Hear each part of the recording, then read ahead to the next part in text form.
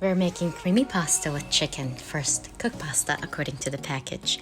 Cut chicken breast into slices and season with Cajun spice on both sides.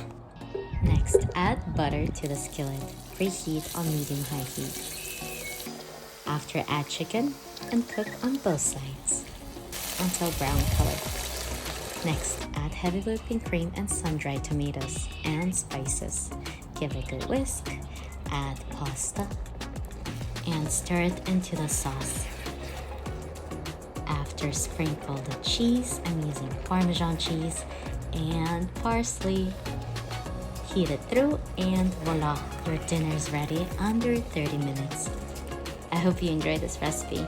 Thank you so much for watching. Bye. Find this recipe at munchkintime.com or Google Munchkin Creamy Pasta. Happy cooking and enjoy.